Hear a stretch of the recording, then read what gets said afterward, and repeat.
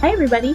Today we are going to talk about imposter syndrome. But first, because I always forget, if you are interested in getting my monthly newsletter, go to christnercoaching.com, CHRISTN as in Nancy, ER coaching.com. Sign up there. Okay, now, imposter syndrome. Let's have at it. First of all, if you suffer from imposter syndrome, good. I actually think it's pretty scary if people are simply not nervous anymore or think they know all that. I'd be scared about that. Like I'm always nervous. Is my knowledge up to date? Am I saying the correct things? Maybe I say them in an outlandish fashion. That's okay, but hopefully they have some sense behind them, right? So having a little dose of imposter syndrome is probably good. It probably means that you're not an egomaniac and you care about what you do. So let's remember that. Okay, but if you have imposter syndrome, we don't want it to cripple you. We don't want it to hold you back in any way, shape, or form. So again, we're going to talk about three things. Number one, you have to understand everybody has imposter syndrome.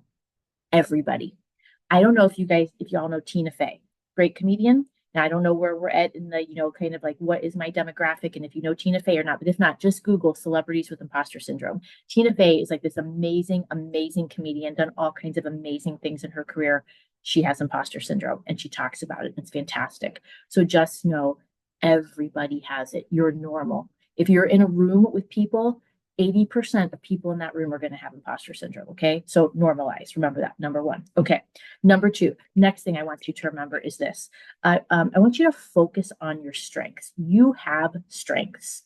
And what we tend to do is we tend to spend, that 80-20 rule, we tend to spend 80% of our time worrying about like the one thing we do bad rather than spending 80% of our time thinking about the 20 things we do well.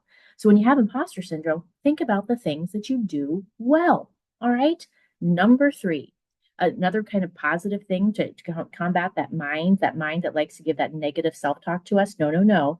Celebrate your wins. Keep a list of your wins right on your laptop, a sticky note, wherever you need to do it. Celebrate your wins. Have compassion for yourself when you don't have a win, right? But really celebrate those wins. Celebrating wins and small changes is actually part of change management of your brain for imposter syndrome. Okay. So imposter syndrome, three things you can do. Number one, everybody's got it. There actually are studies that 80% of people have imposter syndrome. So you're not alone. All right. Just remember that. Number two, focus on your strengths.